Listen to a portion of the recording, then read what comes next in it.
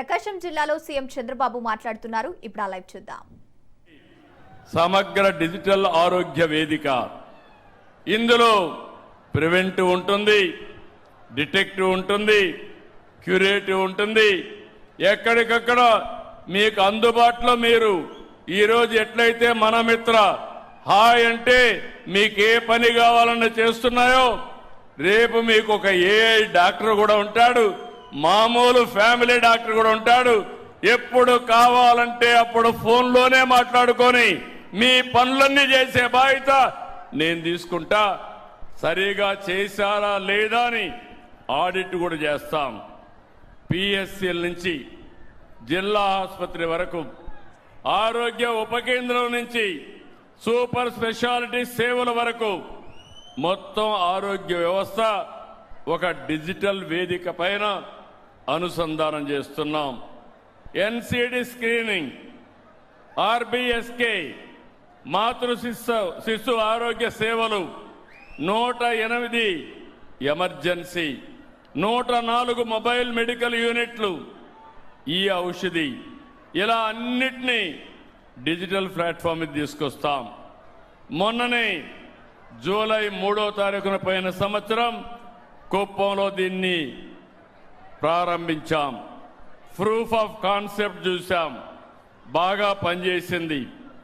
ఈ సంవత్సరం మార్చి 15న చిత్తూరు జిల్లా ఒక పైలట్ ప్రాజెక్ట్ చేశాం. 18,64,000 మంది ఇందులో చేర్చాం. ఈ ప్రాజెక్టు చూసిన తర్వాత ఈరోజు నేను ఈ గ్రామం నుంచి మళ్ళీ ఒకసారి మీ అందరికీ హామీ ఇస్తున్నా.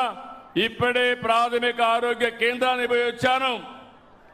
ఆగస్టు 15 నుంచి అన్ని జిల్లాల్లో అమలు చేస్తాం.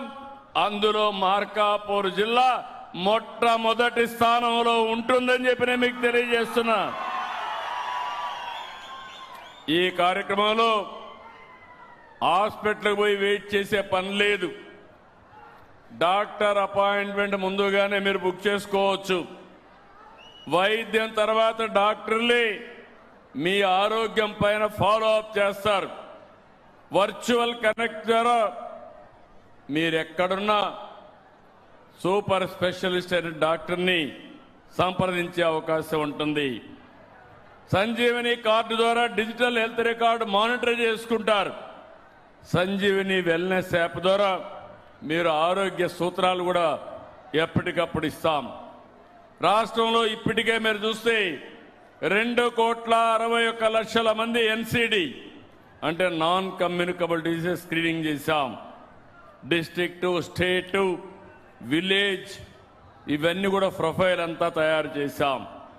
నేను ఒకటే మీ అందరికి విజ్ఞప్తి చేస్తున్నాను, ఇది ఒక గేమ్ చేంజర్. ఇంకొక విషయం కూడా మీరు గుర్తుపెట్టుకోవాలి, నేను ఎన్ని హాస్పిటల్ తీసుకొచ్చినా, ఎన్ని సంజీవని ప్రాజెక్టులు తీసుకొచ్చినా మీలో ఒక చైతన్యం రావాలి, మీలో ఒక అవేర్నెస్ ఉండాలి. మీ అందరి అలవాట్లు కూడా మీ మద్దతు